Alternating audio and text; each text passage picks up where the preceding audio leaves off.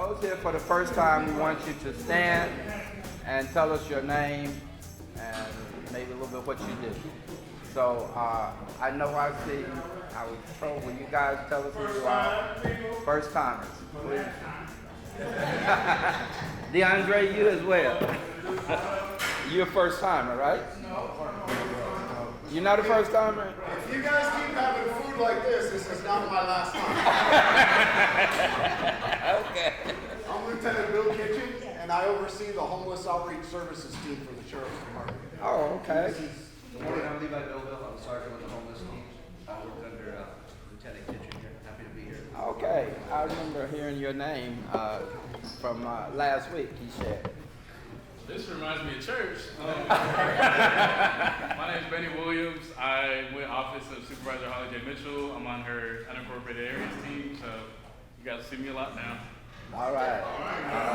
More importantly, you're in charge of our homeless issues also. So. Okay. All right. What's your title? Stafford. Okay. Okay.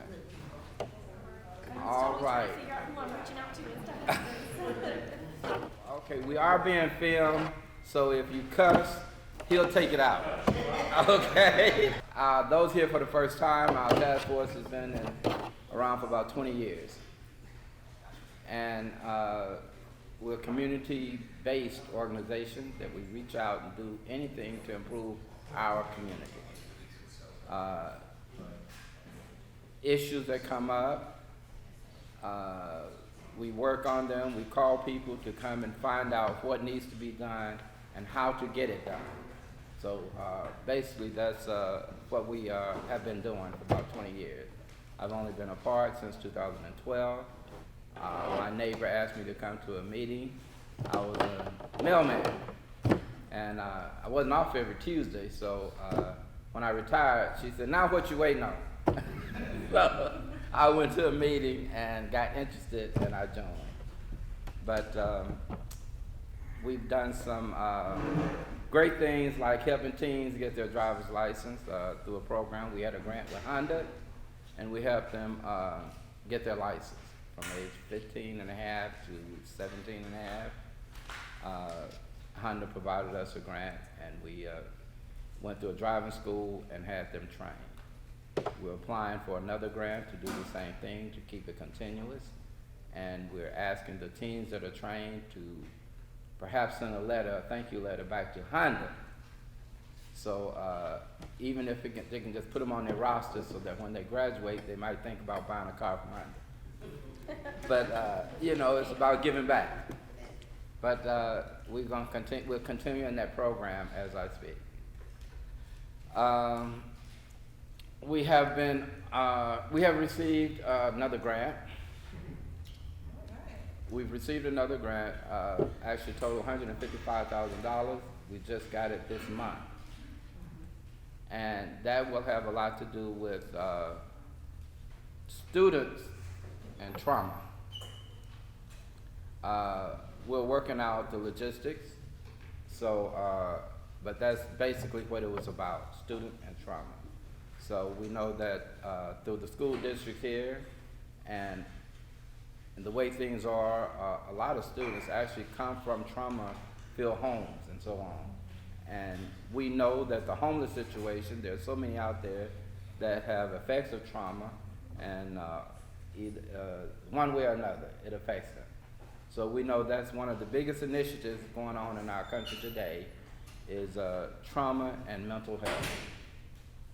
Trauma and mental health. So we're, as a community, we're trying to work to help out our students. Linda, was that something? Oh. Oh, okay. This is our treasurer, Linda Anderson. I'm president, Jimmy Daniel. CEO, Vincent Samuel with the beanie on. That would be me, y'all. All right. Yeah, I'm here today. Okay. And also, Jimmy, I want to ask for DeAndre with LA College grant as well. Oh, yeah, that's DeAndre Stone.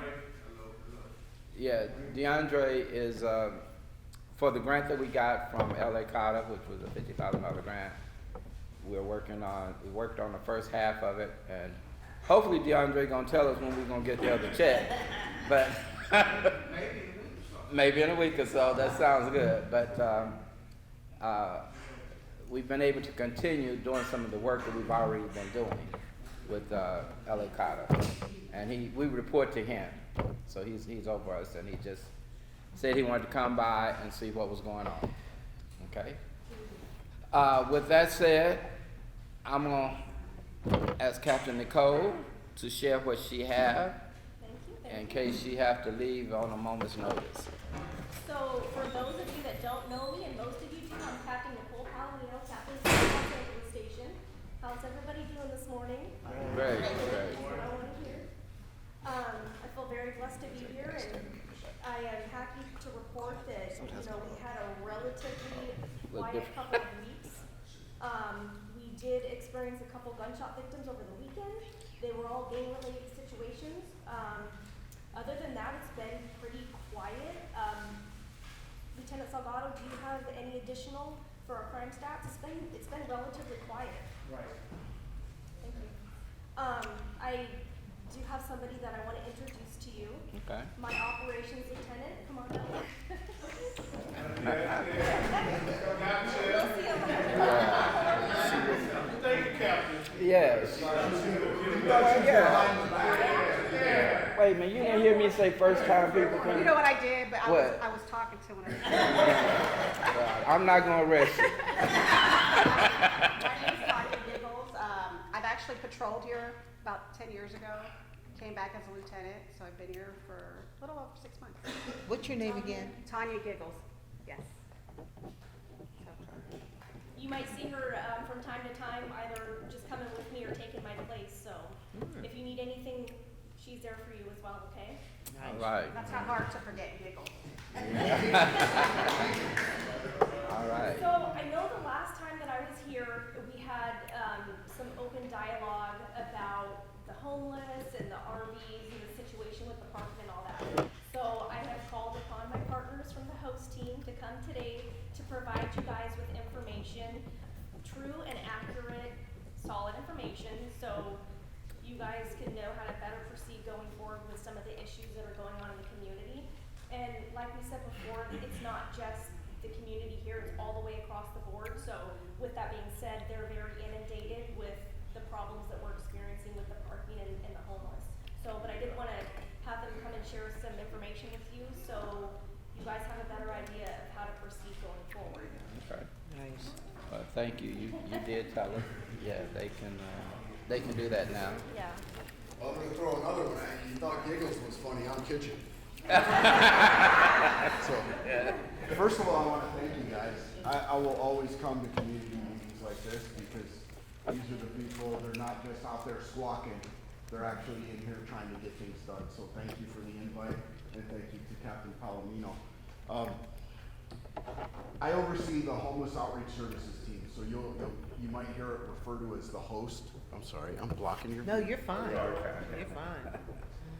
So I oversee the host team, and we deal with all of the large-scale encampments through unincorporated Los Angeles County and any sheriff's department contracts.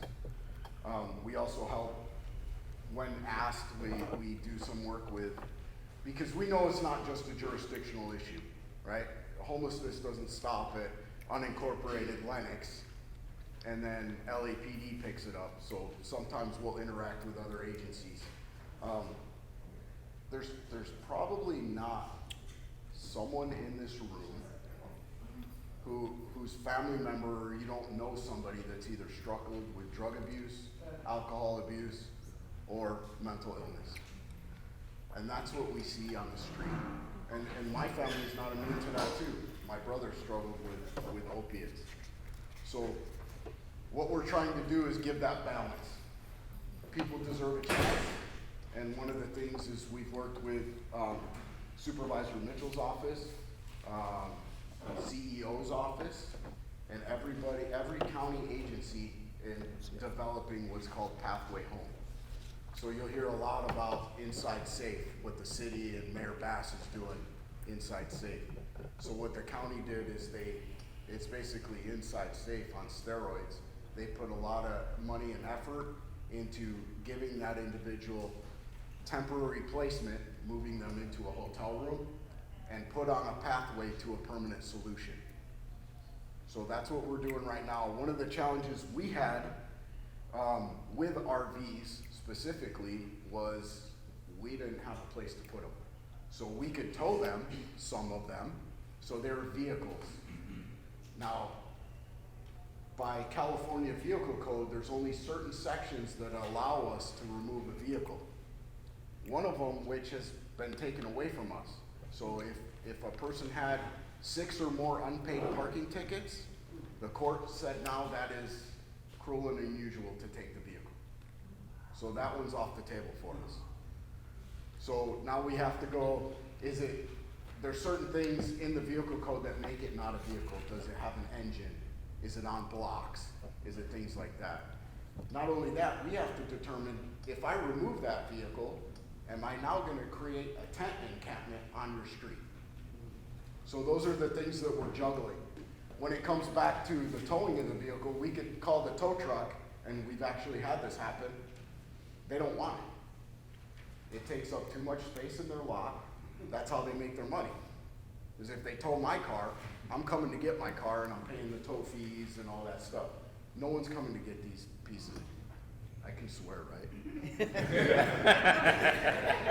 You know what I mean.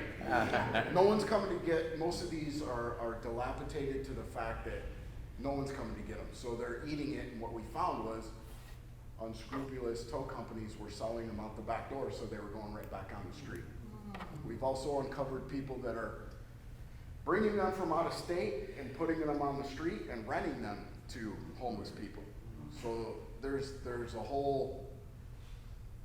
criminal investigations going on. We've gone to the Franchise Tax Board. I've been working with Assistant U.S. Attorney on environmental crimes. We're working with everybody we can to improve the situation. Now, where are we at now? In unincorporated Gardena, I think I'm up to 141 RVs that I've taken off the street. Within 6 months. So in working with Holly Mitchell's team over there, Isela Gracian, she's her homeless deputy in charge of things. So what the county did was we entered into a private-public partnership with a business who had an interest because their business was being affected. So they said, we'll give you some of this lot. What I say is, we as a sheriff's department don't enter into contracts with anybody. I am the facilitator of efficiency. This person talked to CEO real estate, you guys work out the deal. I told you I need space. So now we have space. It's a vehicle, like I said. So these vehicles have to clear lien sale. So there's a 15-day waiting period. When we tow a vehicle as a sheriff's department or a police department, we have to send legal notices to the owners. So that process takes place, then the lien sale takes place, and then we now have the ability to take it straight to the crusher. One of the things we came up with was, okay, the hazardous waste. So we have the county's contracted with pump trucks. They'll come pump them on the street. So they're pumped before they go to our lot. If for some reason we take the 1 and 2 offs, that pump truck will go to our lot, pump it out, and then it will go to the crusher after that legal process plays out. Like I said, the up and down is what we're focusing on. If it's not a pathway home comes with the hotel option for the people. So the people are like, yeah, I'll go into a hotel room. What we find on the street is they don't want to go into congregate settings. Folks don't want to live in shelters. I understand that. But I also understand that we need to get them to a better place. So those are the conversations that we're having out there. And it's a hard conversation because you're talking about people with mental illness, and we bring DMH to get them connected to any county service. I'm a Marine Corps veteran, so that's near and dear to my heart. So I have a direct line to the VA in West LA and they say, bring me anybody you have. So if I find a veteran out here experiencing homelessness, I can make one call and take him to the VA where he's gonna get the services he needs. We bring everything we can, even animal care and control. So when we do a pathway home, that's what these were. All these individuals were placed in temporary housing and they get all the wraparound services, drug and alcohol treatment, mental health services, signed up for every county, state, federal program that exists is brought to that location.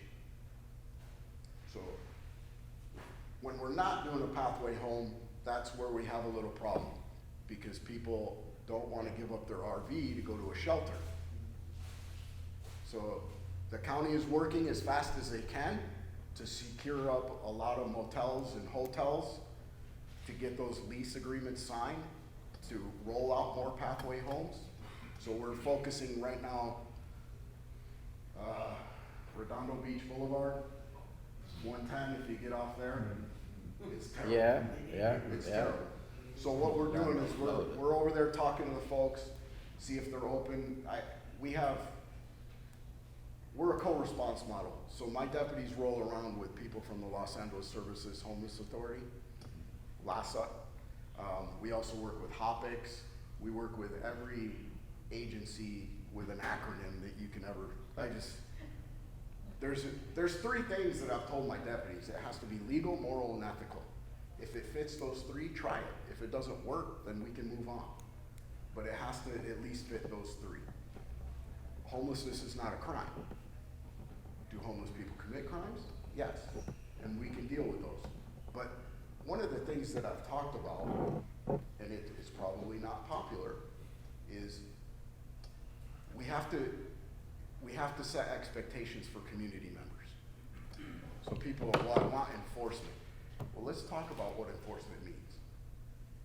No one's going to jail for some of these small crimes.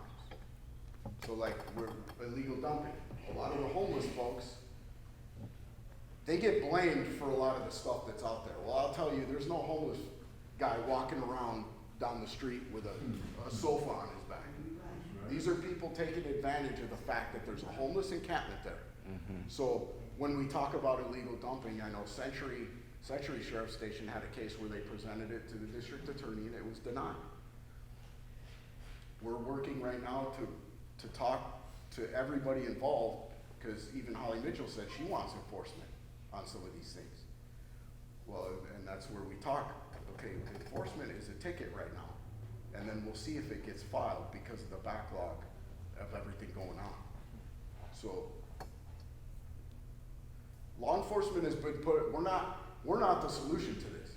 I know that. We can help, but we're not the solution. That's the policymakers and way above my pay grade, because I still color with crayons. Remember, I'm a Marine veteran. I had trouble signing in on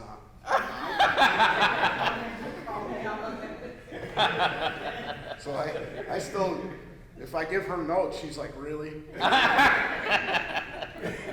So, but the county is coming together, and with Pathway Home, I see a real solution with our RV pilot.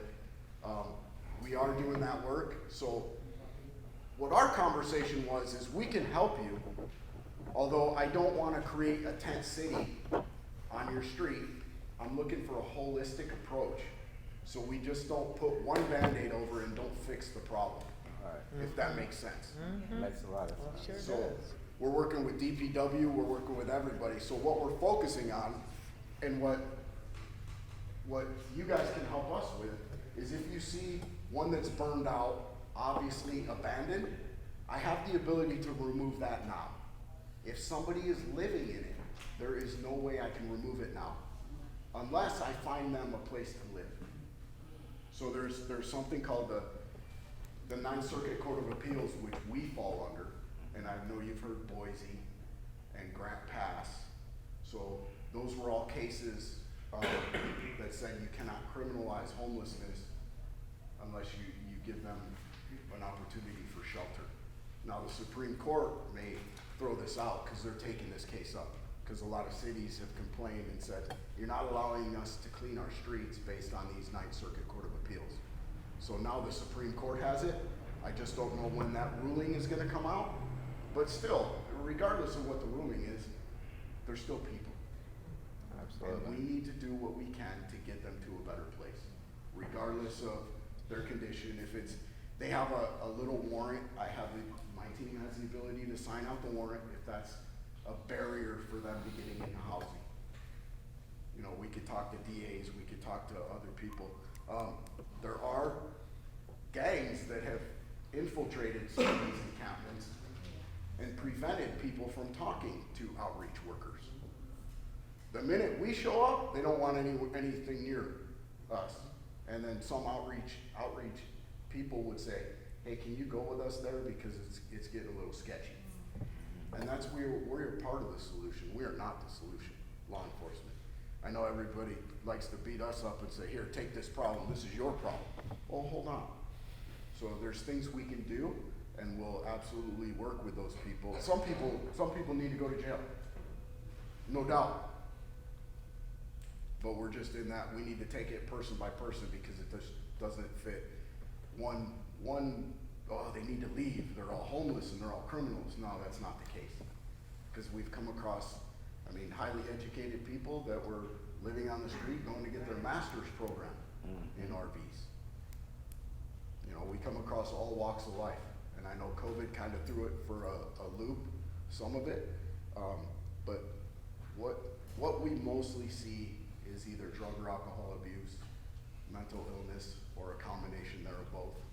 And I think you brought up trauma. Yeah. All my deputies are trained in trauma-informed care. And when we talk to these people, we're looking for those windows of opportunities to make a connection. And it might be a Dodger hat. Hey, did you catch that game? Because it's not like typical law enforcement. Hey, what's your name? What's your date of birth? Hey, buddy, how are you? Did you catch that game last night? And I get it. Some people may have negative contact with law enforcement. That's okay. Maybe I'll walk away. Tomorrow I'll come back and throw him a bottle of water and walk away, not say a word. At some point he's gonna be like, hey, what's going on? Yeah, And well, then, he's so nice to me. Here's a window of opportunity. That's right. That's right. Let's talk about getting you to a better place. Let's not talk about what you're doing here, or maybe the little bit of drugs you have in your pocket. I don't care about that right now. Let's get you to a better place. So recognizing those windows of opportunity and being able to seize on that moment and get them to a better place, that's why we have the Los Angeles Homeless Services Authority or an outreach partner there to say, he's ready to go, where can we take him now to get him to the right place? Because if I take someone to mental illness to a drug rehab center, that's not doing them any good, and vice versa. Yeah. So we're trying to find the right fit for everybody. They don't fit. Can I ask you to elaborate on something that you mentioned earlier when you were talking about the burned out trailers, the ones that are obviously abandoned, and you said that you have the ability to remove that now? Can Yes. you just explain what that means and what the process is? Yeah, so if it's burned out, it's under $100, by law, we can take that vehicle off the street. If it's abandoned, it's abandoned. It's an abandoned vehicle. It'd be like if you left your vehicle on the street 72 hours. It gets kind of tricky, right? We go out there and mark the tire because it has to move within 72 hours and they move it back 3 feet. Like, come on. But that's the game, right? I understand. Play on. Let's go. But like I said, we're not out there trying to take, if they're, like I said, legal, is it registered? Who's it registered to? Like everything we have on our cars. Why should it be different? It shouldn't. We know that they're in a different place and may need help. We can help them. We give them DMV vouchers to get everything done if it's in working condition. The majority we see in this area, in unincorporated Gardena, are not in working condition. There's some, and we give them the opportunity to leave. If I find it on a city street, I'm gonna take it, and I tell them that. So you gotta find a private lot to put them in, or a private property. So, yeah, if it's burned out, if it's abandoned, I would say that's where we need your help. If you find those, get it to the sheriff's department. They can call me and I can have my guys go out and we can remove those burned out, abandoned RVs. When someone's living in it, it's a little harder, because we do wanna get those people to the right place. They deserve that. They're human beings, regardless of their circumstance. And some people need to go to jail. If that's the case, we can accommodate. So, there's a balance. I have a question. You're referring to wraparound services. So I know that some of the homeless, they are not inclined to be housed because of the restrictions, and then if they have animals or pets. So you mentioned something about the shelter for the pets?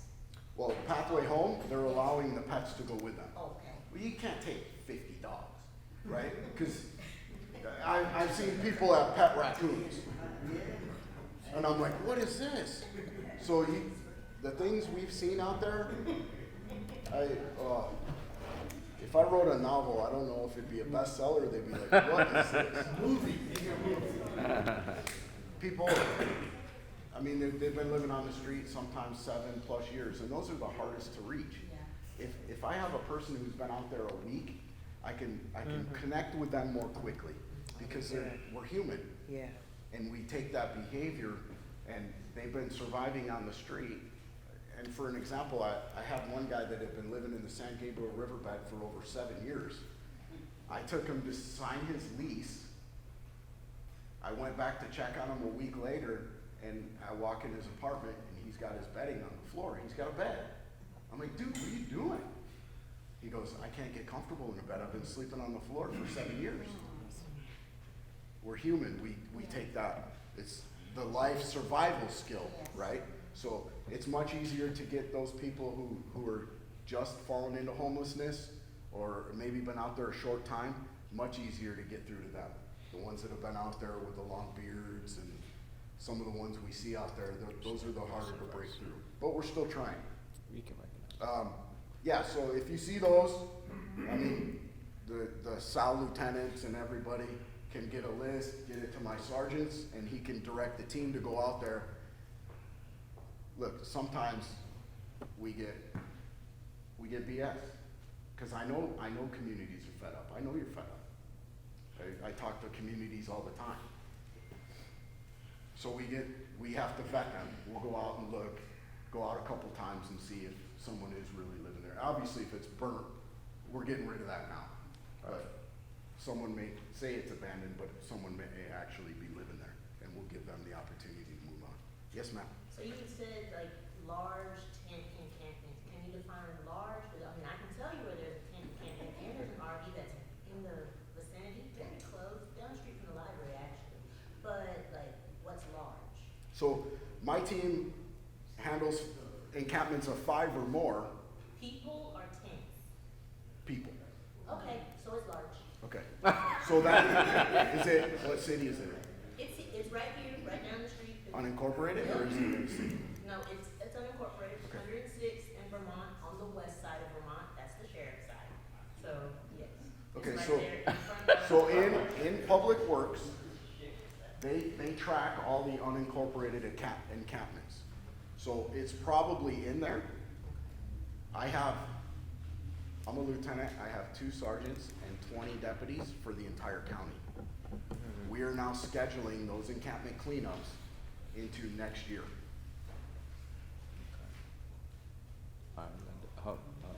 Yeah, let me finish real quick. So it may be in there, but I'll get with you after this and say exactly where it is, and I can tell you. Well, it's catacomb from an RV, so I mean, if you wanna knock out 2 birds, 1 stone. Yeah. So they can be cleaned up. Okay. It's just, we can't get Public Works, they should be filling potholes, improving our streets. They're doing homeless encampment cleanups. Yeah. So same thing, with the sheriff's department and everybody else. So there's things that we can only do so much. And some of those I have to go by, we have to look at each one. Is there an exigency? Because if someone could die or it's a hazard, we can move that now. I don't need a hotel room. I just say, you can't be here because it's unsafe, because of an exigency. But if it's not an exigency, you know, and I have a LA County fire captain assigned, arson investigator assigned to our team. So he's running concurrent arson investigations, because what we've heard is if the homeless people don't pay the rent, they're setting fire to these things on the street. Lieutenant, Yes, ma'am. you did say how many people you had on your team, Uh-huh. and how many is that? 20. You have 20. So this is considered a pilot program, right? Well, yeah, initially it was a pilot program designed in partnership with Holly Mitchell's office, the CEO's office. The pilot program launched here in SD2, and then it's expanding throughout the county. So after this, I have to go to Lancaster. So how long will this be in effect? It's gonna go into effect for a long time. There's 7,000 RVs throughout unincorporated Los Angeles County. 7,000 on the last count. You had something, sir, and then I'll get to you. First of all, I want to say thank you all for the captain for getting this unit over here. It's very important. Really, At the end of the day, truly. the reality is when we leave here, they won't be out there. But my question is there a landline or a number that you can give out to everyone at this point that we could report to Yeah. what's on the course of the community? Captain. So we don't have a central dispatch. So my team is out of Community Partnerships Bureau. We don't have a dispatch center. So everything should go through the local station, so they're aware of it, because I get calls, emails all day long about one guy blocking a driveway. I'm like, Yeah, Beverly, come on. I'm dealing with an encampment of 100 RVs. That's a station deputy should go over there and say, you have to move, and I'm gonna wait until you do so. So we take those, like I said, it has to be 5 or more, although I've told my team, because I know you're at full staff, right?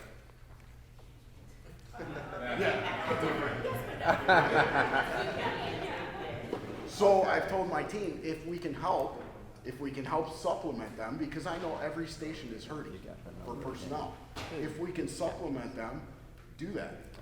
But sometimes we just can't. We can't respond to all the 1 and 2 people. My phone's getting blown up about a guy living in Cerritos lobby. I'm like, tell him he can't be there. How hard is this? But those are the things we're. Yes, ma'am, you had a question. Yes. Did you say what happens if they don't have the license plate or something that looks like a license plate but really isn't? Yeah, we found they switch them out, so if it doesn't have a VIN or things like that, so I'm not an expert on RVs, so I bring out our vehicle theft investigators, and then I also bring out DMV investigators. So we can quickly track down, if it doesn't have a VIN, it can go straight to the crusher. It doesn't have to do that lien sale process. So there's certain things, I'm gonna have her to give it. we'd be here all day if I ran through the whole thing. So if it doesn't have a license plate, that doesn't. Well, just because it doesn't have a license plate doesn't mean anything. We have to look for secondary, every vehicle has a VIN number. And Yeah. RVs are vehicles, so they should have a VIN number somewhere. Okay. So we have to do, and I have to protect, as a lieutenant, I have to protect the county and the sheriff's department from litigation. So we have to do our due diligence, because other agencies have been sued that's grinded them to a halt. And I do not want that to happen. I want to improve the lives in your community, our community, because we see it every day. There's not a community in Los Angeles County that doesn't have a homeless problem. It may not be on the same scale, but they have it. There's no way they don't. So is the idea that we want to have a listing of all of the RVs that are out there and where they are? We know where they are. You already know Yeah. all this, so we don't need to contact you. No, but what I need your help on is if you see one burned out, Yeah. one thing we're gonna call the local sheriff's station and say, hey, was there a crime report taken? Because I need my investigators to start making some arrests of people lighting fires. I want them to go to jail. If they're setting fires in our neighborhoods, because adjacent to businesses and homes and creating environmental hazards on the street, they need to be held accountable. So there's some steps, but if you see those are the ones, and you know they're abandoned, and you know they're burned out, get a hold of them, they can get a hold of me, and we can send the team out to get rid of those. Now, what about like a vacant building that they decided to take over? That's private property. I have seen stuff in code enforcement. I think I put it even on, public market before. And did I tell you, or it might have been, Lieutenant Patel. So we're dealing with private property in the Antelope Valley. Yeah. What we're finding is they have the same, the RVs, they just happen to not be on a roadway, they're in private property. Well, the building itself isn't even safe. I mean, it's like they've got broken out windows, the roof is collapsing, you can see, you know, if you're just walking by, you can see the sky. They don't So- have doors on it, it just seems a little. I have 2 abatement investigators on my team, and they're helping with the stuff in the Antelope Valley, so I can have them look into it, but a lot of this stuff goes back to property owners, and we have to get, county council involved, and things like that, and they write the warrant, and we go in and say, you can't be here. So, it's a process, but we can at least get it started and look at it. So I can get with you after and get the address. All right. Are we talking about the name of the game? Yeah. Okay. Okay. Come on. No, you might can ask us, there was an incident that occurred at this, landing, homeless, what's it? Right there. Safe landing, yes. Can you elaborate on what? Oh, was that the fire? Was it a fire? Well, I was- On Normandy and, yeah, close enough. The only one I know of was a fire. So someone that wasn't a little unstable, and it was a resident there, lit the Christmas tree on fire. I think we've all seen the video of it. That's the only thing I know about. Okay. Wow. But thank God nobody was hurt. Another thing, I heard you mention a lot about Gardena. I don't want Athens and Westmont to be forgotten in all this, outreach, because I heard about the corridor down there on 97. It's an eyesore, so I just wanna make sure that, you don't forget about our community. You're not forgotten. I don't have the capacity to do everything at once. I wish I did. I wish I could just take them all to the crusher. But I don't want a homeless encampment on your streets. Because people are living in them. So if I take those to the crusher without the proper resources on the back end, it's gonna create more of a, Sure. I won't say it. Yeah, don't cuss. Captain, you want to give us that email you get? Oh, Real quick, just so you guys know, you guys should know this, because they're from our community here. And you are, Sark, some of you don't know me, Sark Sheffield, kind of run the thing over here with the kids and so forth. I'm the one that tell you to move your cars sometimes. It's not right. We have, we're starting this year at our Explorers, because they're all from the community here, an Explore boxing team.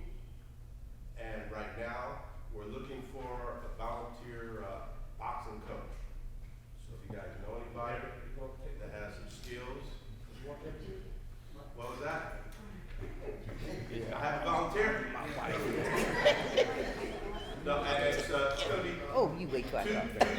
Tuesdays and Thursdays from 4 to 5:30. okay. Okay, I see. All right, that's it. Thank you. Okay. Great. Okay, Thank you, Sergeant. those who have pen, I'm gonna give you the email for, reporting, to the captain.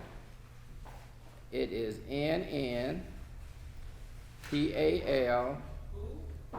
NN, Nancy, piano, apple, L, orange, money, I, the letter I. Say it just again. NNPALOMI. lasd.org. And then, can I just say one more thing? So the Board of Supervisors, I think Holly Mitchell was part of this, they authored a motion about van lords. So we're doing the report back to the board. I've talked to our legislative team in Sacramento. We think this needs to come from state level. So we're gonna work with legislators, our team in Sacramento is gonna work with legislators to see if we can get something on board to prevent van lords, Airbnb, from parking RVs on the street and making money. So that is in the works. I think our report back's due in a couple weeks and they'll be taking that up again. So there is progress. The bureaucracy in county government is slow. I know you all feel that. We know. Is there a certain number of RVs that you want me to gather up before I pass it along, or? No, just send them to me when you get them. Okay. And then I'll forward them to cause I know they move around. Yeah. They move around, and that's the one thing that I'm thankful to Supervisor Mitchell and her team is they've given us the ability and they gave us the resources to, once we clean an area, now the maintenance starts. Cause that's what we didn't have before. We Right. cleaned an area, in 3 weeks, it was worse than when we started. Right. So in those fundings, she's provided us funding and to ensure that all those, I think 157 in Maine, we've done 157 in Maine and East Gardena, all those areas down there. So I still have patrols going all times of the night. And if they see an RV, hey, you can't be here, I'm gonna tow this thing. Cause it's been cleaned up and we're maintaining it. So that's the other thing. Started in Gardena where, with the cleanup, cause I'm just concerned. Broadway 157, Maine. I know what that Oh is. yeah, Redondo's coming. FedEx terminal, around there. Sure is, I know that. Yeah. Redondo's, I think, next on the hit list. When are you coming to this area? I don't know, I have to check. So one of the things is they need to secure the hotels.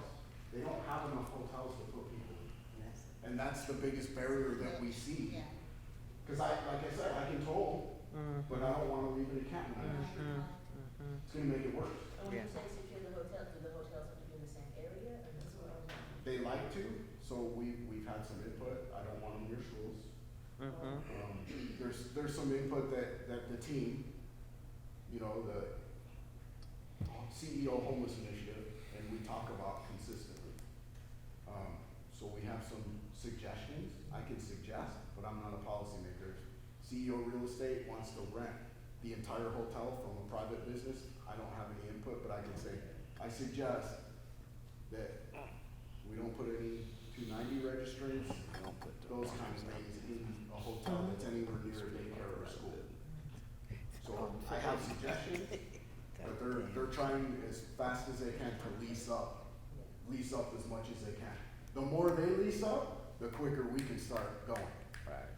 Okay. All righty. Any more questions?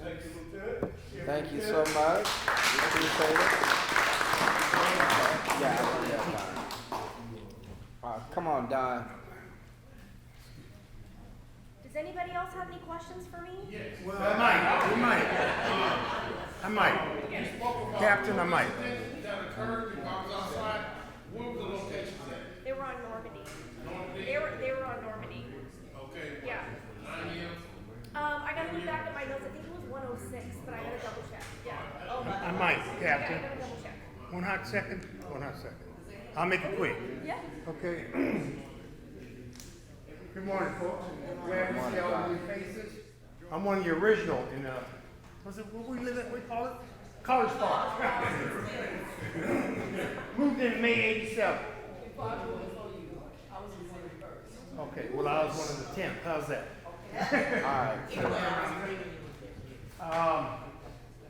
And one of the reasons is, been there so long, centrally located, been relatively safe and very few legal problems. Every once in a while you get one and it pops up. We had one pop up this weekend, I'm sure you're aware of it. Oh. I hope you had a good time. You know, the neighborhood communicator, and we know who that is. All right, brought this to my attention. Saturday morning at about 10 after 6, which is usual for me, I get up and I go pick up the newspaper, but it was still a little dark. So I went back inside, let my dog out, and you know. At exactly 3 minutes to 7, we had a visitor in the neighborhood. Okay? Drove around 3 times on camera in a black car, sedan. Stopped across the street from me, where Miss Newman is. And he says, this is all recorded, I have it right here. You have the driver and the passenger. The driver got out and looked around. The passenger got out, went under the what kind of car she has? No, the big one, the white SUV, the Lexus SUV, the white one that she backs in. That passenger got out, went underneath the SUV, and in 42 seconds had the catalytic converter and gone. And I got it right here. Now, I'm sorry because my experience in corporate training don't bring you a problem until I have a solution. I ain't got a solution to this yet because this is a tough one because, you know, they're hard to figure out where they're going to go. Nobody's out there at 6:30 in the morning looking for cars they don't know. But, you know, once it happens and the word gets out, okay, we got one here, the next thing we know, it could be more. And I know that police enforcement can't do much about that, and there's a report under Carla Newman for Saturday morning for her catalytic converter. It's the second time it's been stolen in her driveway. Nick, across the street from you, the youngster drives a loud muffler. I think his mother got hers taken at one time. Yeah, I think so. Some other folks around the corner. But it's not on a regular basis. It's haphazard. But this thing is expensive when it happens. It is, insurance don't cover it. So, and they go under high-profile vehicles. I got a Colorado. I said, uh-oh. So I started investigating, and I couldn't come up with an answer yet. I went to Amazon, they don't have nothing. So now they told me to go around to different muffler shops to see if I can get some type of protection underneath my Colorado, because it's high up, it's easy to get under. You can get a cage. You get a cage. Yeah. My I car have has a cage on my car. Yeah, Okay, where you get it from? Well, I took I got it from from Toyota. Oh, you went to the dealer? But there's other places that do it. Okay. Like they say, We need to be aware of this. you can put a Because cage once they on start your this car. again, the word gets out, they were successful, and it's quick money because they open it up, take whatever parts out and sell it, and they got a little money in their pocket and they go on about their business. We get affected by it. So I just want folks to know. Okay, so it's happening. All right. It's prevalent in other states, that's a big problem. Like in Texas, that was a big problem in Texas, that was a big Yeah. problem. They stole it off of our security guards. Okay. Okay, so what I'm sorry to take up too much time. Yeah. All I'm saying is that folks, be aware. Have your neighbors be aware. Go out early and come early. They came at 6:30 in the morning, drove around 3 times, and just as the sun was coming up, they made their move. Just one suggestion. That cage cost me $500. It cost you almost $3,000 to get that thing replaced. Yes. Go invest. Yeah. Just Okay. invest in I'll your go get car. one today. Can I borrow some money from you? Well, that's why I drive a 30-year-old vehicle. They don't want mine. But that is a consideration, remember what it is, of certain cars. They're not all cars that they're doing. Oh, no, They got a certain type You of got to be car. high profile vehicle, so you get on there real quick and get back. You get on there. Okay, hold on. Okay. You got a high profile vehicle. The individual got out of the car and was back with the catalytic converter in 42 seconds. Oh, Ms. Chandler. I remember They are that. experienced. That was the key. They're prepared, okay, and they got a program. I know it's kids, it's number one. Pay attention and have your neighbors pay attention, please. This is expensive. Yes. Okay, you go to the dealer, they want much more money. All right? So I just want to bring to your attention and be aware, you know? Get out in the morning, let the dog out and be alert. Okay. All the cameras got, they don't care about these cameras anymore. I can show you right here where they are. Okay? They don't care about these cameras anymore. Because there's too many things going on. Yeah. Okay, so I just wanted to bring that to your attention. Okay? Thank you, Don. Thank you, Don. Thank you, Don. Appreciate it.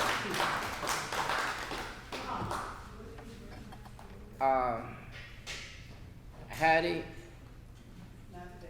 Okay, all right, all right. I know you just came back from Hawaii. But there is a flyer about, Vince, what's that flyer about this coming up soon that was on the desk? What is it, the representatives or something? A meeting? What is that flyer? Didn't she bring that? Yeah. Yeah. Yeah. Okay. Okay. Senate District 35 Candidate Forum, Wednesday, January 31st at 6:30 to 8:30 p.m. Doors open at 6. And it is at Bethel Missionary Baptist Church, 10905 Compton Avenue. Basically, all the candidates will be there. I think all of them are coming. I think it's, how many, 8, 9 candidates? 8, and 7 of the 8 will be there. Okay. And there's one more. Okay. And then at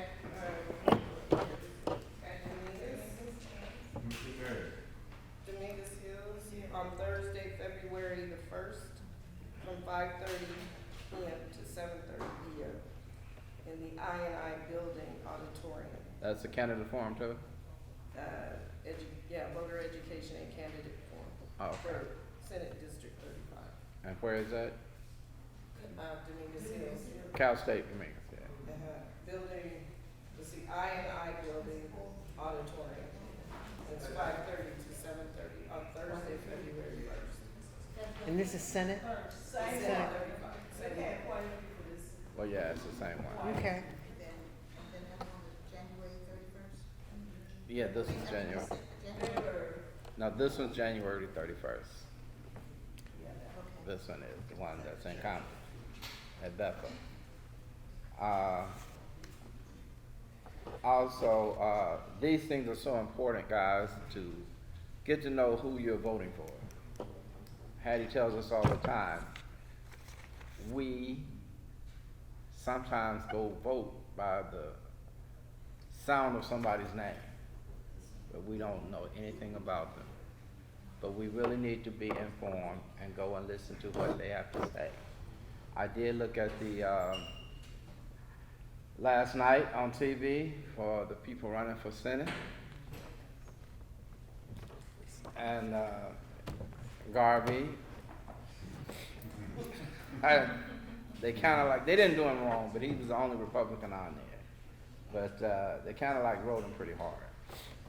Because they're asking one basic question of who are you endorsing. They first said, well, you voted for Trump twice, and you want to get into the Senate. Who are you going to support? And Schumer, of course, said, well, he's got 91 counts against him, man.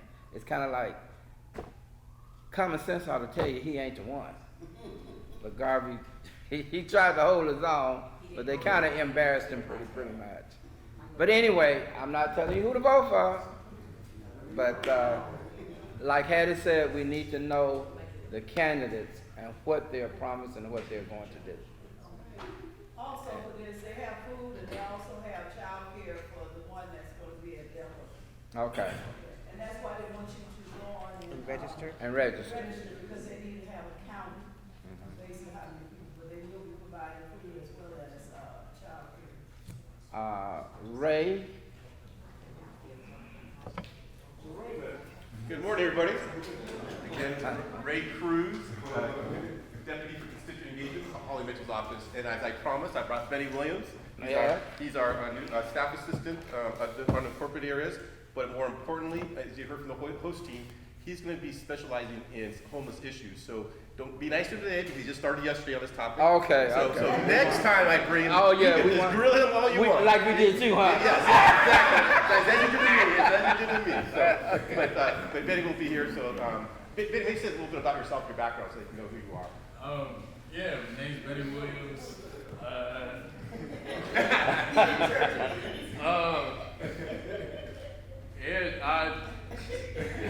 The elephant in the room, yes, I'm the youngest one in our office.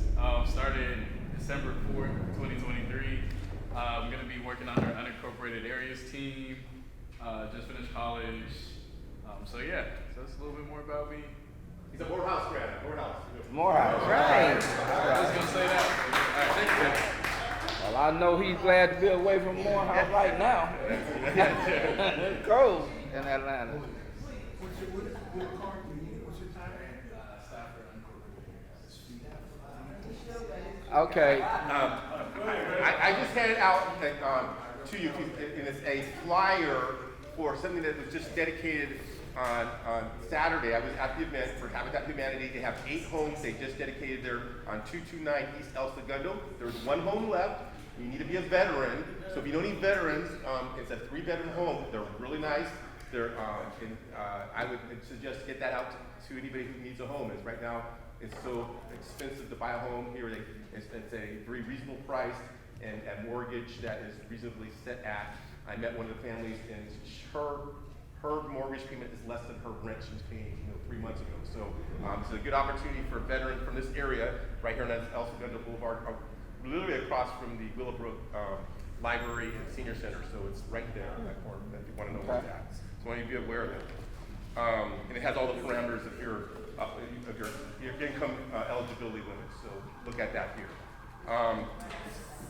Secondly, I wanted to know something very important. I need some feedback. So you may or may not know that they're constructing a mini park at 95th Street in Normandy, and they're going to call it the 95th Street Park. So I wanted to know, before they make that name 95th Street Park, do you have any issue with that? Is that okay with you, or would you want to name something else? 95th is on the corner. So the corner of Normandy and 95th Down Street. from 95th A Street. mini park. What corner of The that? corner of Normandy and 95th Street. It's the northeast corner. The northeast, Yeah. okay. Northeast Normandy corner. and- It's down the street from 95th Street Elementary School. I know, but I'm trying to figure out where he's talking. Well, it's on the corner of 95th and Normandy. Okay, That's where they're northeast gonna corner. construct it now. So they're gonna name Okay. it, they've gone through the process of name it, but I said, you need to hear from this group. If that's okay, they'll go with it. If there's some issue with that, I wanted to get that feedback so I can let those people from Parks and Rec know that. Can I say something? Yes. That Kevin Orange Park. This one right here. I want to. Oh, say no, I'm serious. That's what I'm here to hear. I'm here to take feedback. Kevin Orange Park. I thought our twin park. We know that's okay.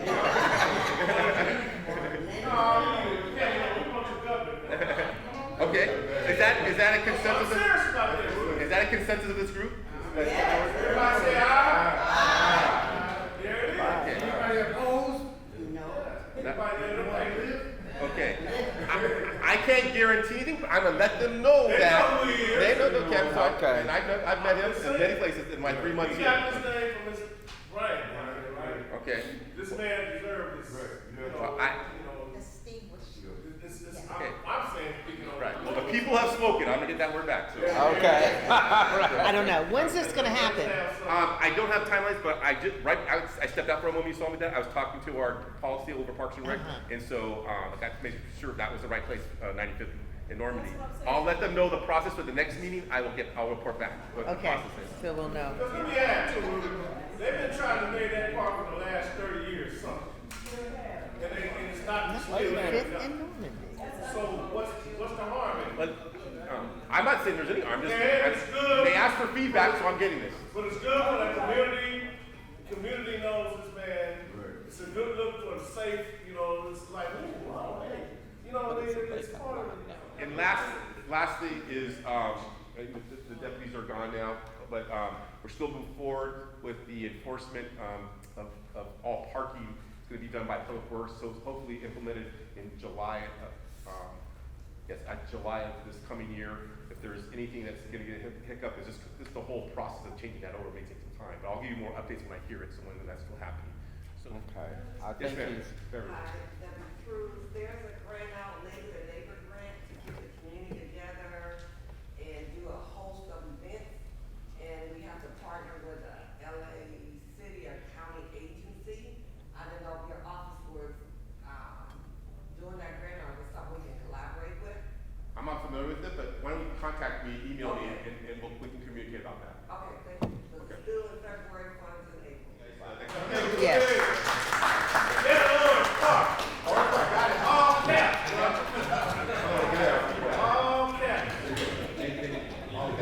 They know who he is down there. Okay. Got it. Brandon, did you have anything for us today? Yeah, I'll make it small. Well, Happy New Year, everybody. Happy New Year. I look all good and everything. Good to see everybody. For those that don't know, my name is Brandon Stansel. I'm with Assemblywoman Tina McKenna's office, the 61st District.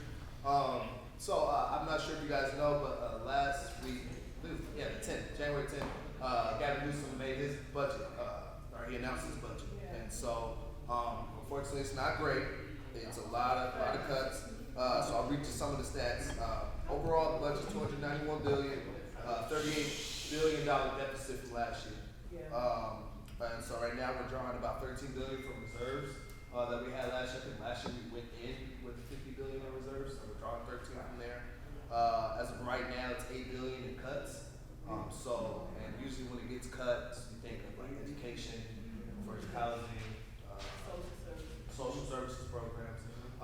Right now, so there is the Assembly Budget Committee is actually meeting right now. They started at 9:30, so we'll know more as far as what exactly will be cuts, where we're going to be drawing some different reserves from. We did get a promise from our new speaker, Robert Rivas, who's the Assembly Speaker now. He did make a promise that the district cuts won't be touched. So we'll see how that goes. And so what that means is basically each Assembly person gets their own district ask on what they want to be, specifically where they want money to go. Like when we brought grants here, things of that nature, whatever the case may be, what the Assembly member has for their district, those asks won't be harmed that they stated. So I'll have more information after that review is done, since they started today at 9:30. As far as our office individually, we will be having our emergency preparedness event that we did last year in Hawthorne. We are rotating it this year. We just got our location confirmed yesterday. It'll be at the Westchester YMCA, and that is on March. The one on Sepulveda? Yes. That's March. Yeah, I don't know the exact. Yeah, I don't know the exact. I can Make this announcement. Metro, and then I'll bring you up. Okay. I will get the exact. I believe it's I don't have it. It's Westchester YMCA. I'll look it up the exact address right now.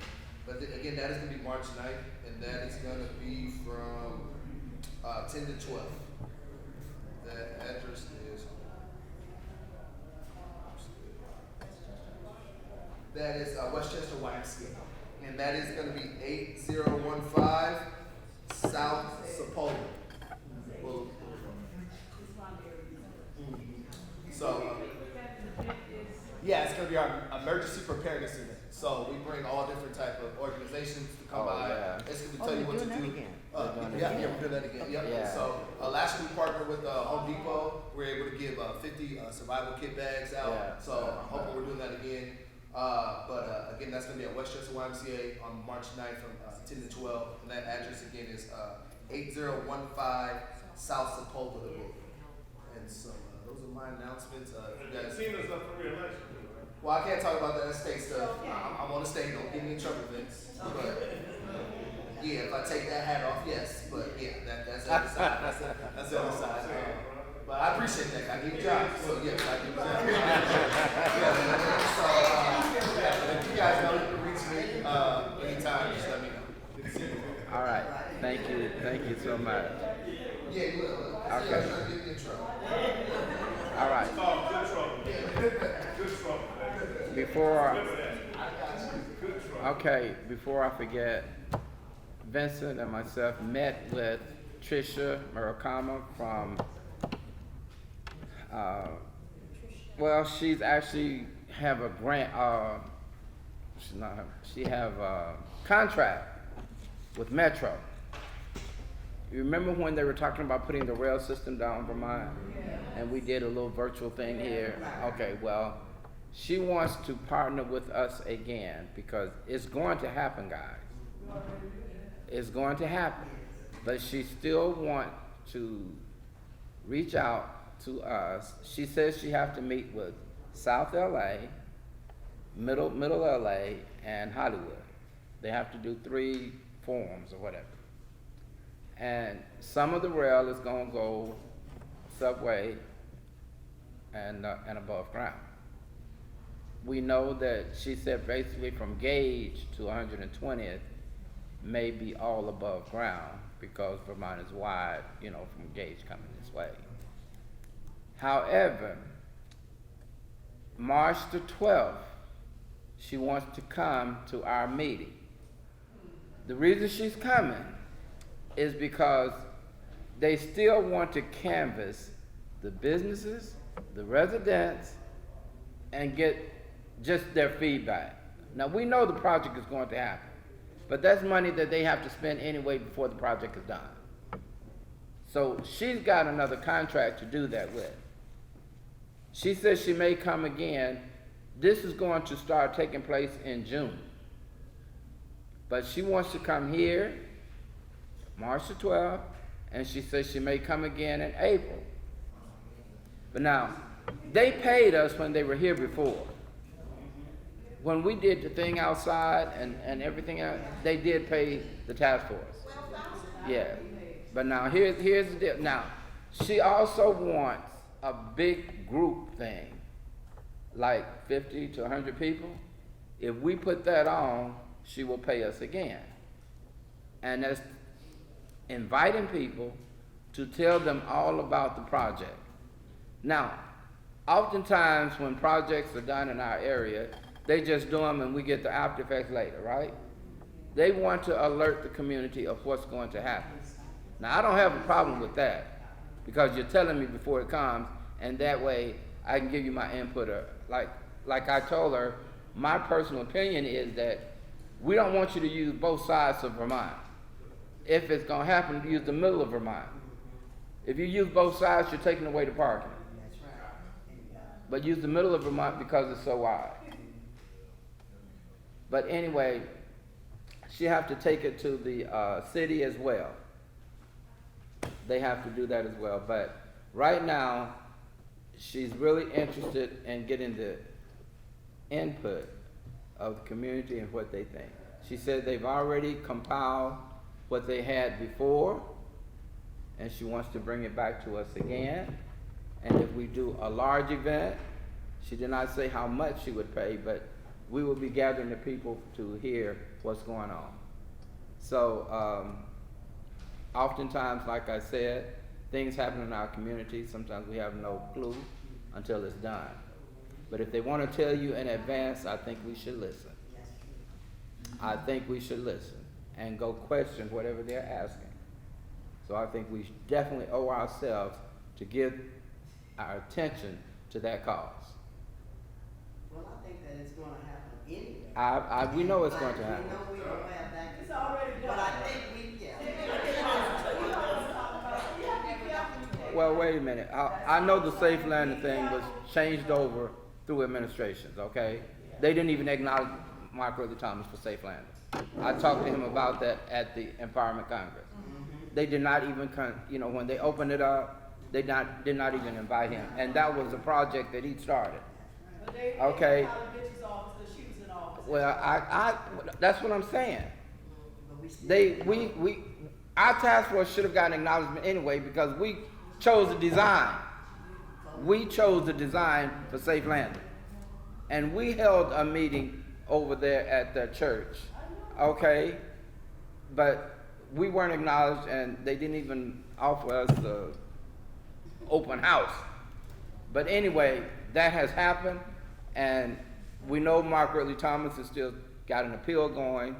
to try to win his case. I shared that with you last week, and he's got some very good people behind him. So hopefully he will prevail.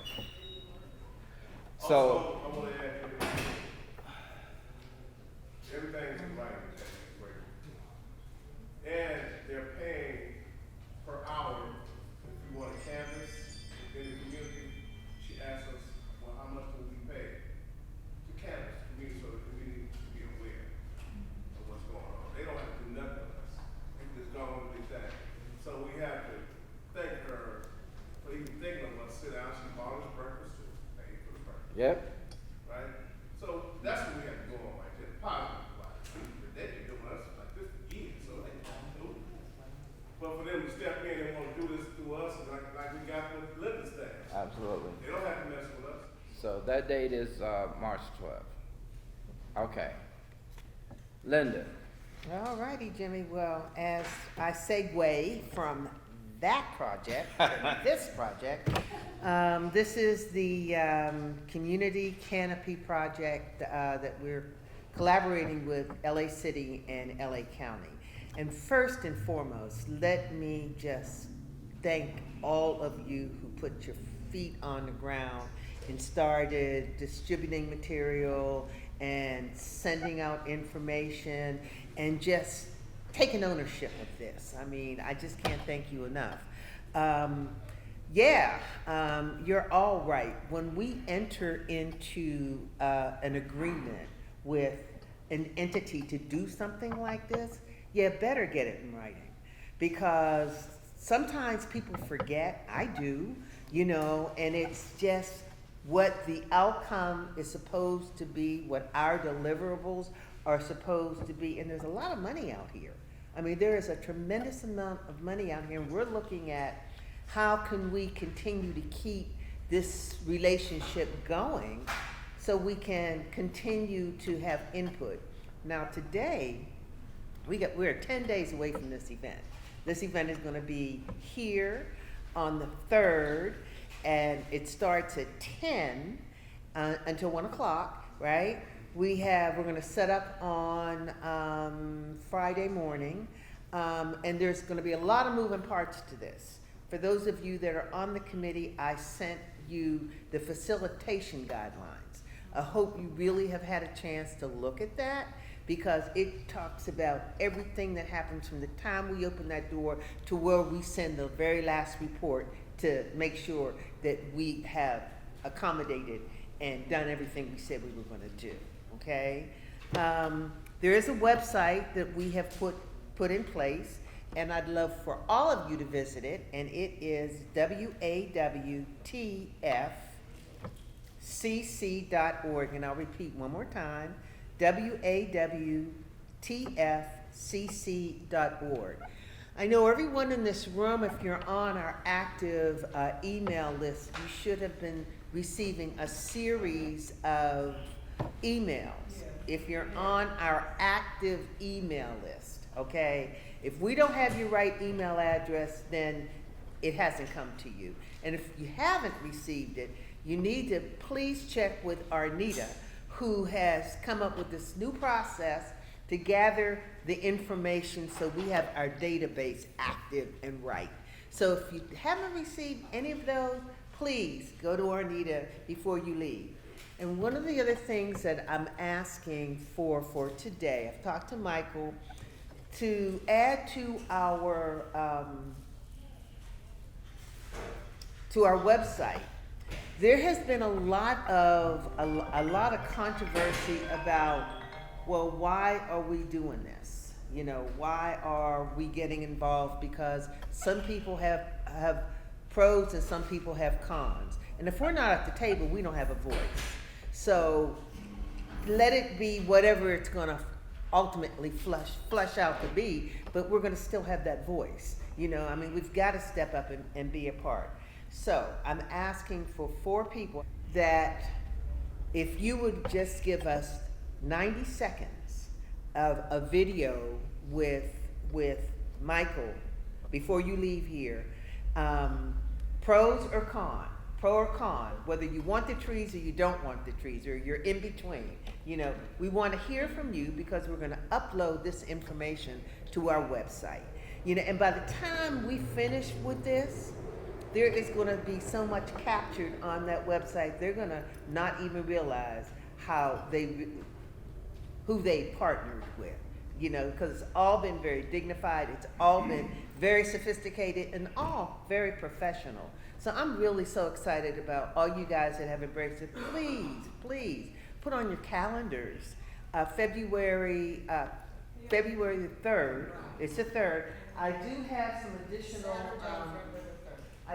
additional flyers here. And let me thank you, Carlos, let me thank you for you and your wife translating this flyer into Spanish. And I will, yes, definitely, I will get it translated for you today, okay? I will get it ordered, get it translated, and then you and I will hook up if you answer your phone, because you don't answer your phone, okay? To get these in your hand, to get them in your hand so you can kind of pass them out, if that's okay, right? So if anybody would like some additional flyers, we have some. Bev made a ton of them for us. And you could just kind of pass them out in your community, or in your neighborhood, and church, and Through email also. okay, the email, yes, and you have them. You have all of that. So anybody got any questions? So Thank you. So I know that our goal was to have like 65, give or take, at the event. Actually, the number's 50, but we want to do more than that. Okay. But that was the question, if we exceed that, the capacity for food and everything, has that been kind of? It's factored in. Okay. It's factored in, but I don't want to go Yes, overboard. 5 stations and- Yeah, there'll so be I wanted 5 to- stations, and did you read that document I yet? did read some of it. So it tells you there's going to be five stations set up here. And each one of these stations will ask you certain questions. And you have to follow it in order. Right. In order for it to, when it ends up, everything is going to be documented based on your pro and con of whether you think. And then all of this material is going to be factored into one document, which we'll get before the architect begins to even design the plan. And Yolanda, you and I were talking about certain things. So this is just our opportunity to be able to put our input in, in the community, because I'm with you, Dawn. I love trees, but they've got to be maintained. Don't come 3 years later and think something's going to work, because you have to have it factored in. And they have a lot of money to make sure this is done right. And we deserve to be at the table with this. All right. Anything else? Yes, Arnita. I was gonna raise my hand and say something. Go ahead. Okay. Yeah, I'm getting ready to say something. It's kind of, okay, I mentioned. And you are? I'm Arnita Watson. I mentioned the name of the game earlier, which is the nightclub on the corner of 120th and Western. I just got a text message from somebody that said it was on fire. See? It was on fire this morning. They have the fire department down there. And so, yes, and so I did inform Lieutenant Kitchen about it, and Bear did contact him as well, so. Hold on, guys. Hopefully we'll It's on be able fire. to, well, it was. That- And hopefully we'll be able to maybe let Holly Mitchell's office, Ray Cruz, she tried to contact Ray, and I'll follow up as well. Okay. And see if we can't get some actual action to Okay. take place on that. That's been my biggest fear. Biggest fear. The homeless people are cleaning up for themselves. No, it wasn't the homeless people, no, it was people cleaning it up. Yeah, it wasn't, cleaning it up. But it's really not clean. I know, but what I'm saying is, all that stuff that was on, you look, they cleaned all that up. What if it was the owner? Where there was a fire. Was it the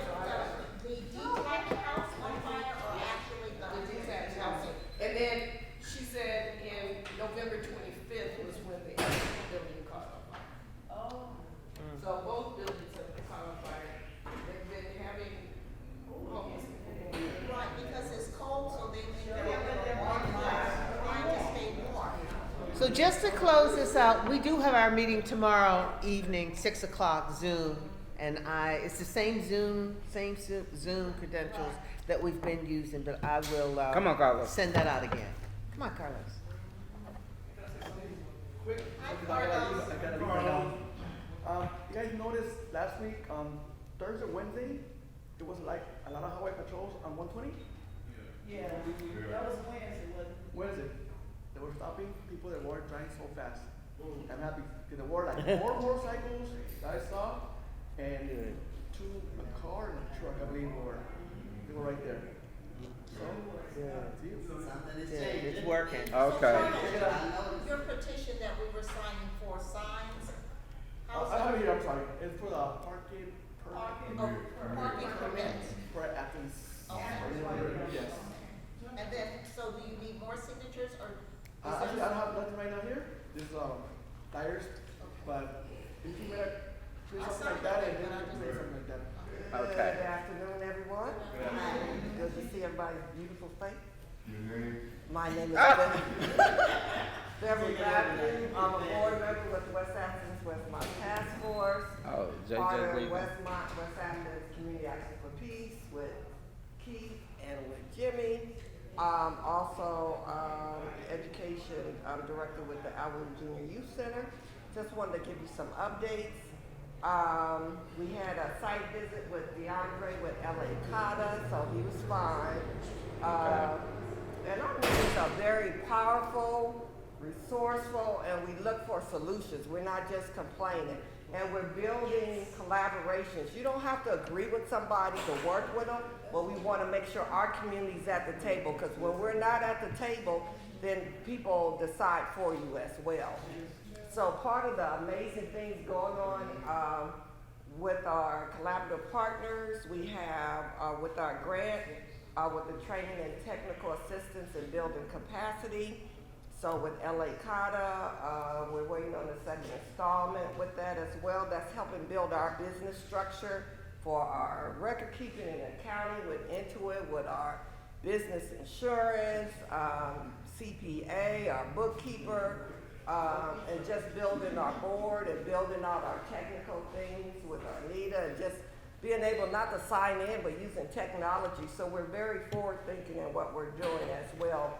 Part of that grant with our driver program, we'll finish up with our last 8 students, and with those students, we want them to capture the event, to document the event, so we can leverage it to get more money to get other people in our community free drivers training as well. So we'll be doing that with them as well. With the California Community Foundation grant, that's effective January 1st. So this week, we have Linda and I compliance and invoice training. They're training us to be able to continue to get more federal funding, city and state funding to leverage that, so we have greater impact, whether it's service, whether it's helping people as well, but just making a difference. So with that, we're doing a pilot youth program. And then also we have awarded the Community Emergency Fund. So we have another training for that to see what the parameters of with that will be. The fiscal agent over $30,000.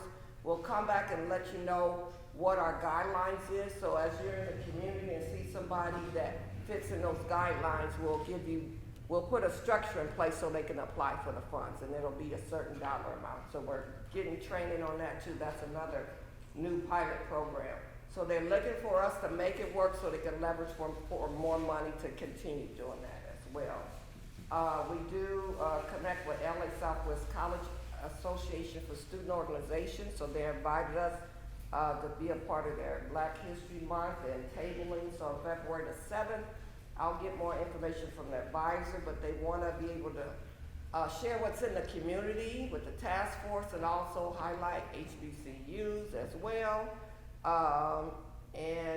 They are also one of the sponsors for our virtual community action planning training, which is creating a virtual community of our community from different points of view: education, real estate, violence prevention, retirement, homeowners.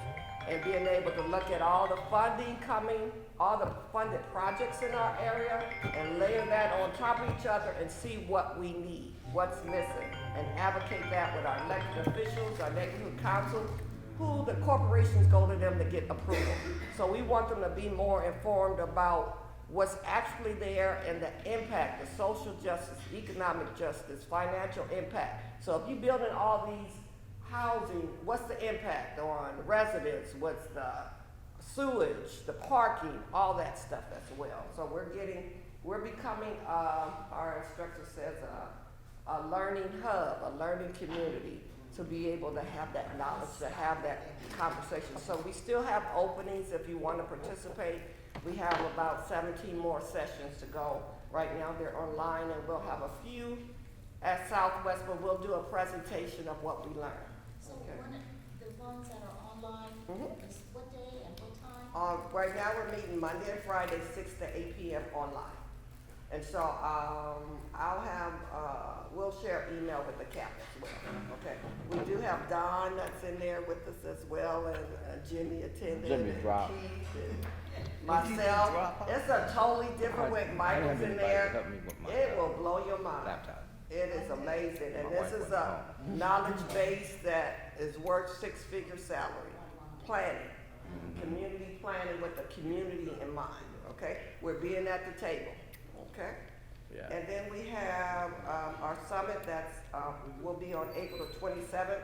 So we'll have a breakout room for the task force where we'll give an overview of the things we're doing and all our collaborative partners that we're working with as well. You want to give the title of that summit?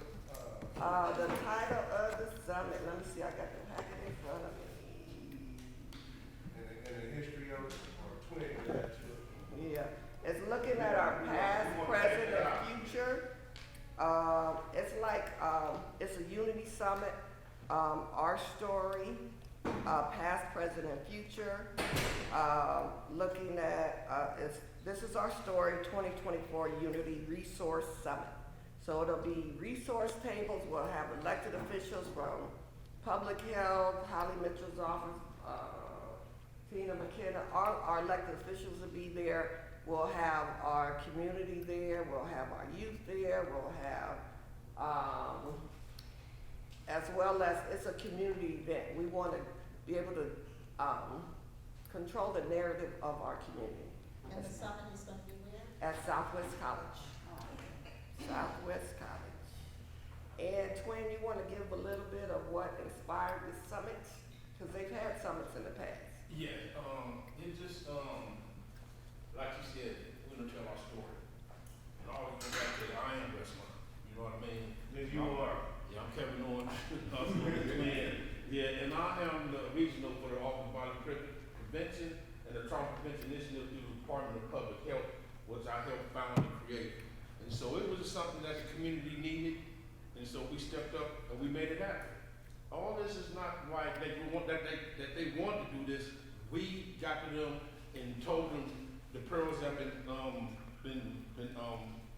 happening in our community, how all the senseless killings that have been taking place for over the last 50 years when there was no services applied to them services. It was always locked everybody up like on a heavy police service.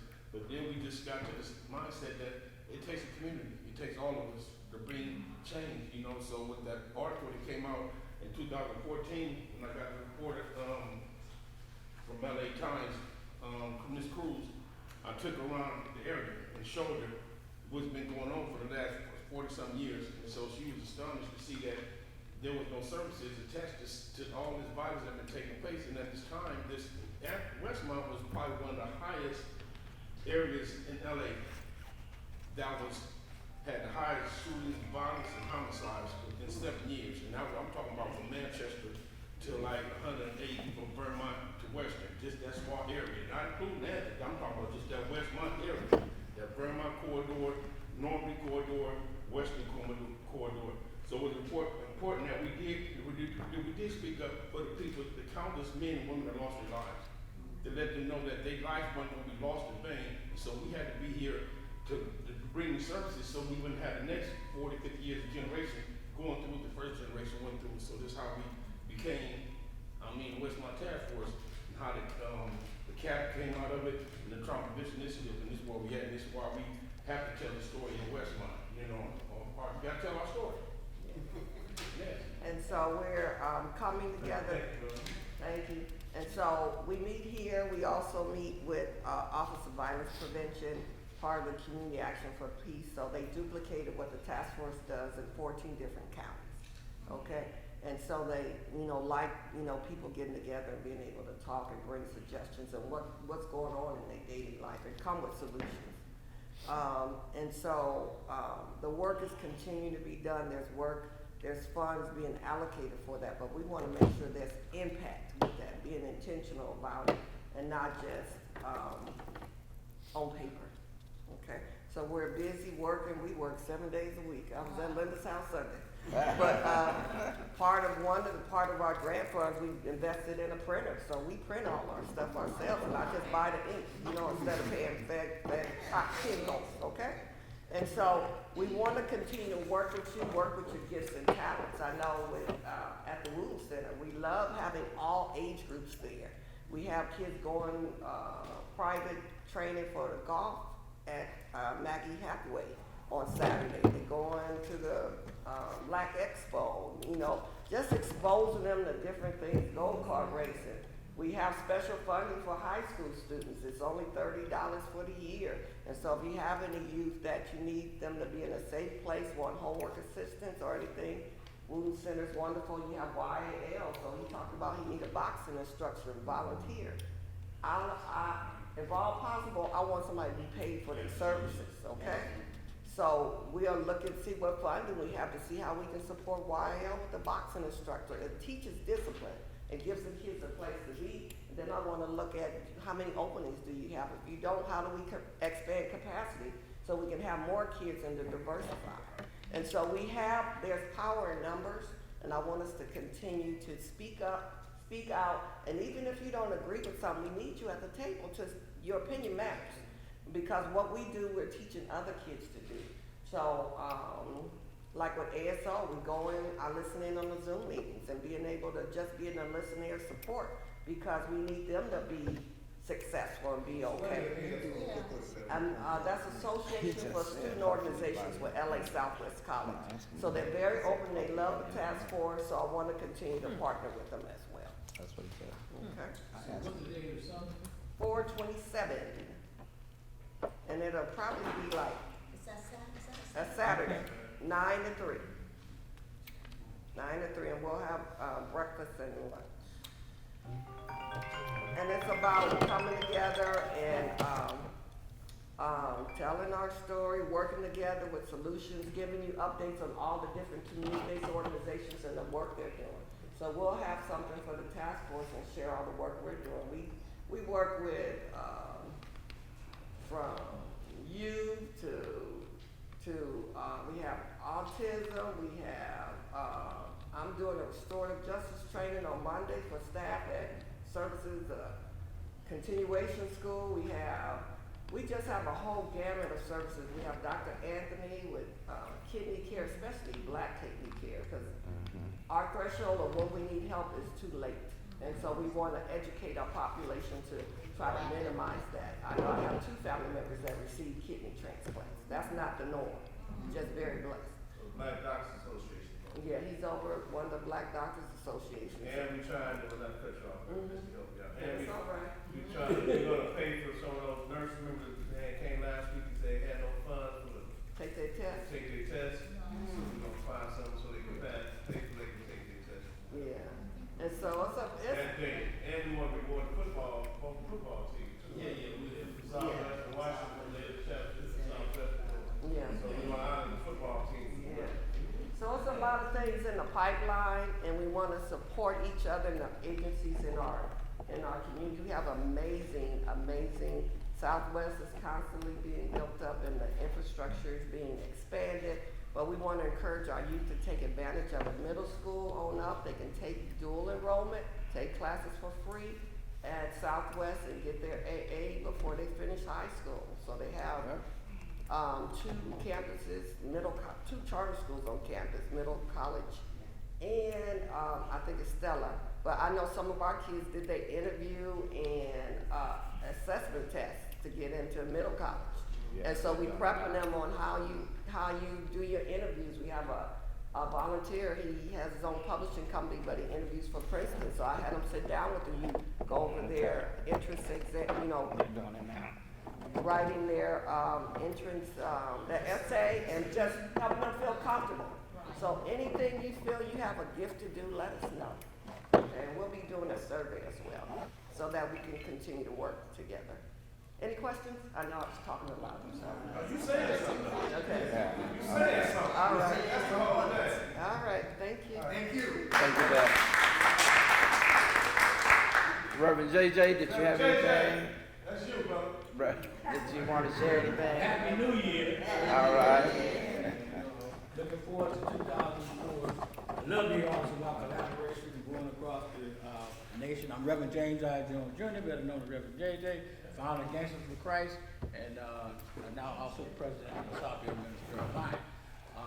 The only thing I really have today, again, a lot of great stuff is going on, going to be happening this year, and continuously, I'm going to applaud the task force for continuously doing the work, staying engaged, because that's what it's really all about. I do want to announce that this on February 8th, our South Carolina Ministry of Life will have their general body meeting at 88th Street Temple. That's 8825 South Vermont, 88th Street Temple Church is where we'll be holding that at from 6 to 8 p.m. Actually, our keynote that day will be Congresswoman Sidney Comlinger, and we're going to be sharing a lot of great information. I just got back from Sacramento with this groundswell program. I don't know if you all understand what's really going on with our water, but you need to be involved, be engaged, and we got a lot of good feedback from and how we collecting our water, how we disseminating our water, the whole 9 years, how much water we're wasting, and then and the senator, go ahead. We got a sanitation workshop. What is it? I can't think of it. Was this what you're talking about? Remember sanitation people came upstairs? Coming back, They probably was talking about the put. for the water. And pipe busting and all that. Yeah, we've been, we Next got- month? It's the 30th, I think. Yes. Oh, okay. So we're getting a lot of good support from our senators, what have you, up there, but we need to be engaged. We need to find out what's really going on. You can't tell our kids, because our children out there in the system know that if they got yellow water coming out of faucets and what have you, and you want to try to tell them, let it run a little while longer, it's gonna be all right. They're gonna be here. So that, we're gonna be talking about faith in action for safer streets, and that's something that we've been working with and a lot of support for. But we need the community actually engaged on that. We all have issues with when you start talking about the donuts in the streets and the people speed and all that type of thing. But to get back to what we're talking about here, the more we get engaged, we always say it here, the squeaky wheel gets old. So we're gonna have to. So we're gonna have that. As well as some other lot of great information coming on. But with that being said, I think we're in the best. I'm really optimistic about 2024 because we have the best administration I've seen from the ground that we've ever had, especially dealing with the city of Los Angeles. When we talk about Karen Bassett, our mayor, Holly Mitchell. You see, we got 2 representatives over here in town with her at the Martin Luther King Center, sitting down working close. Really love our community and love the work that we're doing. So Leslie, when no folks like that want to get behind us, we're talking about, that's why we have to, it's so important that we're going to show, that we show up and that we, show up. Right. So anyway, So other than again, that, that's a good question. what's the event on Vermont on February the 8th? February, that's the South Bureau Minister Alliance, that's the group that I'm president of. Is that gonna be on the website here, so we can go south?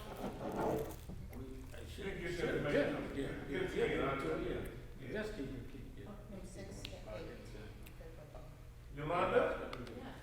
Thank you, Reverend JJ. Here, remember. Pray out. All mine good with you? Nothing, you good? I got one more thing. get ready to pray I out. was chosen last week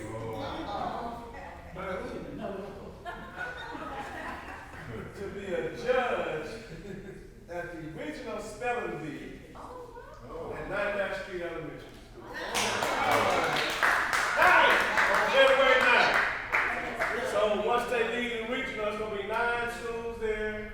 Once they leave there, they got